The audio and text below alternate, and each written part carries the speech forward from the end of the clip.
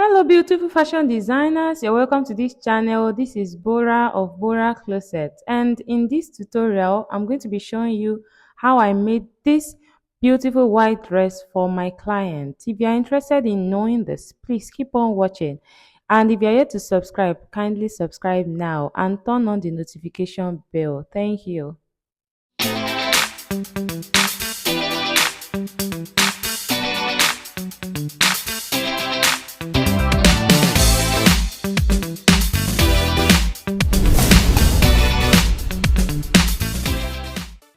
So for this design, I'll be making use of this fabric. This is a dry lace and I already have it folded. My client hip measurement is 44. So I divided 44 by 4, and that's 11, plus 2 inches for allowance, that is 13. So I have 13 inches on fold, and I'm going to be marking the length of the down part, which is 50. Our full length is 65. So 65 minus the upper length of 15 inches, that is 50 inches. I'm going to just add 1 inch to that, and that is going to be my joining allowance. So after marking the length of the down part, I'm going to be marking my horizontal measurement starting from my waist measurement. So the waist of this dress is 34 inches, and that is divided by 4, or again that is 8.5 plus 2 inches, and then I'm going to have 10.5 on the waistline, and then the hip line also is already folded. I just need to connect the waistline to the hip line with my French curve to get the hip shape. The down part is very simple, just the way you cut a skirt or down part of a gown. So that is what I have here already, and I'm cutting it out. I'm not going to shape the down part because it's a free gown, so there is no need to shape it because there is no slit at the back, so I won't be shaping it. This will allow for ease in walking, and as you can see from the style, it's a free style down. It's just fitted up, but down is free. So this is the front piece for the down part, and I'm going to be folding more fabric to cut the back part of the down part with the one that has the zip allowance, and I'm just going to be folding enough. Remember, I folded 13 inches for my front, so for here I should be folding 14 inches or 14.5 inches. So that 1 or 1.5 inch is going to serve as my zip allowance, and after folding I'm just going to place the front piece on the folded fabric. So I'm just going to cut out the back piece like this. So I'm going to cut the back piece open for the zip allowance. So those are the front and the back pieces for the down part, and I'm going to put this aside.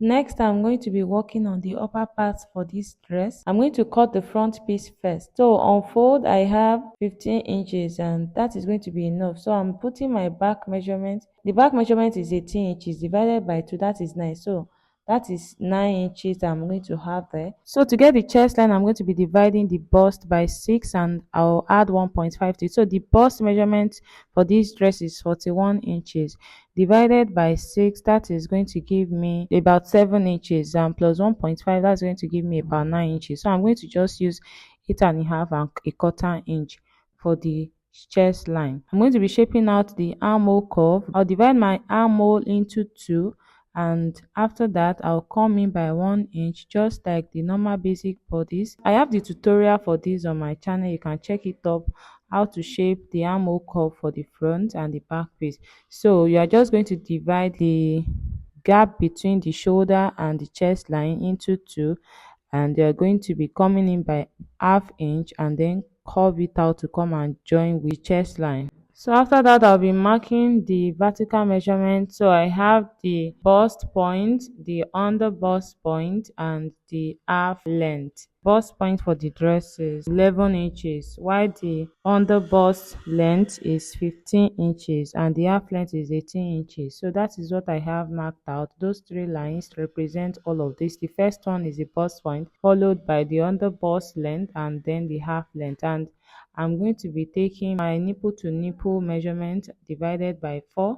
The nipple to nipple measurement is 8 inches divided by 2 is 4 inches, and I'm going to be marking 4 inches from the bust point to the waistline. Then I'll draw a straight line over it. On the bust line, I'm going to be taking 2 inches, and the same thing on the waistline, same 2 inches. And from that part, I'm going to be connecting it to the bust point with my French curve to give me that princess that bustier shape. So where I divided the armhole into two the other time, I'm going to be taking half an inch from both sides of that place, and I'm going to be connecting the two markings with the bust point. That means I've taken away 1 inch from the armhole side.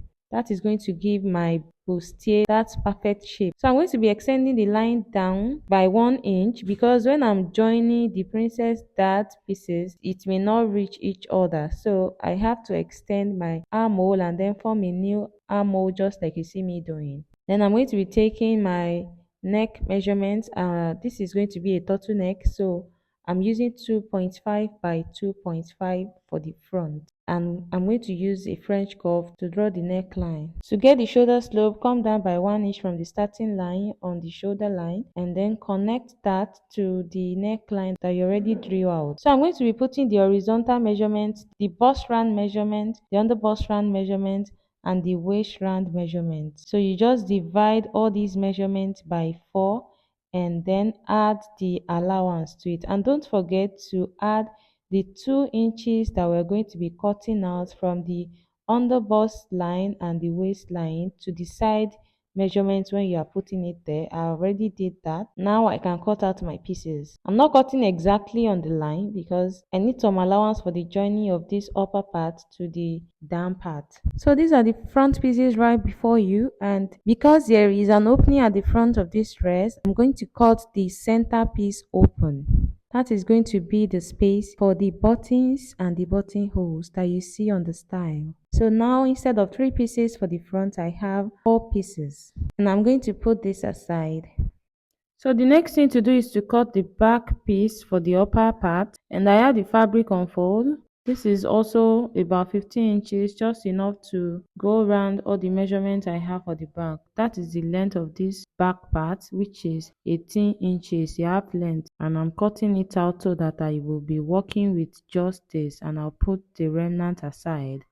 So right here I have the folded fabric, and I'm going to be marking out the zip allowance first. So I'm taking 1 inch from the beginning to the end of this folded fabric, and that is going to serve as my zip allowance. After that, I'll be taking the back measurement from the zip allowance line. So the back is 9, which is 18 divided by 2, that is 9 inches, and then the chest line also, which is the same thing I did for the front, the bust divided by 6 plus 1.5 inches, and then I'm going to be drawing a curve to form the armhole line. The back part does not have the coming in by half inch of a thing. Just use the French curve to draw out the curve, and then I'm going to be taking the neck measurement, which is 2.5 inches by 1, just 1 inch. It is 1 inch deep and 2.5 inches wide because it is a turtleneck. And also the shoulder slope, just like we did for the front, just go down by 1 inch and then shape it up to the neckline. I'm going to be taking my dart here also. So this is just a simple dart, the same one we do for a basic bodice. So I'm going to just mark the bust point, and from the waistline I'm going to be taking 0.75 inches on both sides. You can take half an inch on both sides of the waistline. That is your nipple to nipple line. You would mark your nipple to nipple line. The one for this one is 4 inches, so you just go up and shape it out just like you do for a normal bodice. That is going to serve as your dart. You are not cutting it out, you are just going to take note of that. When you want to sew it, you will know where to sew. So after marking like that, you just notch it so that you won't be looking for where the darts for the back are later. Next, I'm going to be putting the side measurement, the bust measurement, the under bust measurement, and the waist measurement, and I'm going to be cutting it out like that. I'm sorry that the markings are not so visible. You know, this is a white fabric, and I tried to use blue and yellow chalk, but I discovered that they are still not showing very well. So pardon me please. So we are going to be cutting the zip allowance open just like we did for the down part, the back down part. So that is the back piece for the dress. You can see this is how you are going to hold the dart when you want to sew it. I already notched the dart part, and I'm also going to be notching the zip allowance line. So when I want to sew, I won't be looking, or I won't need to measure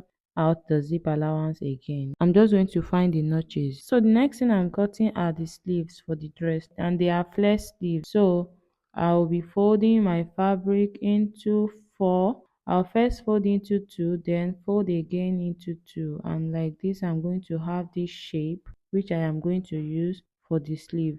So I'll take enough to go around the armhole line, and here I'm taking 9 inches. So I'm going to mark that in 9 inches point, which is going to serve as a starting line for my sleeve, and then from there I'm going to be marking the length I want for the sleeve, which is 12 inches, and then I'm going to be marking it all the way around to get the flare sleeve, just like that. So I'm going to cut it out at that circular line. I have something that looks like a cone already, and I'm going to be taking my armhole curve on this. So from the starting line of the sleeve, I'm going to be coming down by 3 inches, and then I'll shape it with my hand to join the other side, and that is going to give me the shape of a armhole, and I'm going to cut it out. So I'm going to cut out this part too, so that I have two different sleeves. So these are the two sleeves. So I've gone ahead to join the bust part like you can see on the screen, and right here I'm going to be putting a bias tape on this all the way down to tape it down on that opening at the front. I got these ropes from Fringes. I'm going to be using these ropes for the buttons. So you are going to just be placing it like that, length you want for the buttonhole, and you should make it very small, not so big, so that it won't be removing when you put the buttons. And you are going to sew under it down. The same thing for the other side. You are not putting the rope on the other side, it's just on one side. And after I was done, this is what I have. So I have the front pieces already. I already edited that for the back part too. So I'm going to be placing the two on each other so I can join the shoulder. So I'm going to join the shoulders of both pieces. So when I was done, this is what I have. I did not only join the shoulders, I also joined the side. I also joined the zip hole. I'll be losing it later to insert my zip, but just to have a perfect structure that will not be confusing, that is why I decided to sew it down. Instead of sewing it down, you can use office pins to hold that zip allowance part. So to put my collar now, I'm going to be marking the round neck of this structure, and whatever the round neck gives me is what I'm going to cut out on the fabric. So I'm going to be cutting out the collar. I'm marking out 16 inches for the collar, and the width is 4 inches, and I'm going to be cutting it out. So that is the collar right there,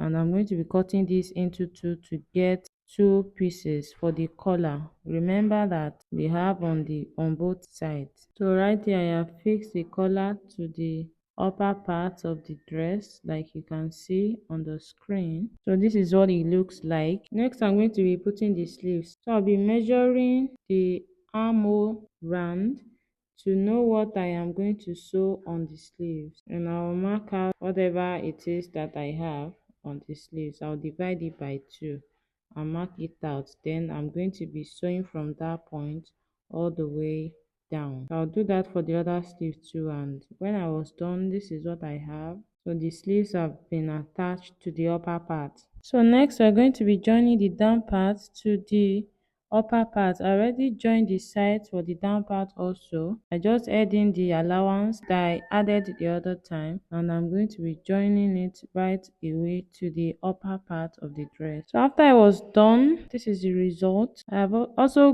gone ahead to overlock the joining so that the fabric will stay put. I have added the zip as well. The wearer does not have to be removing the buttons to wear it. The zip will perform that part. These buttons are only there for decorative purposes. The person will just unzip when they want to wear the dress. I'm not weaving the edge of the sleeves. I am only going to shape it out. You can see that it has circular part on the fabric. So all those circular parts, I'm just going to trim them out to form new circles there, And like you see on the real style, that is what was done on the cord lace used for the style I am copying. So is the trimming that will bring out the shapes of these circles that you can see on the fabric.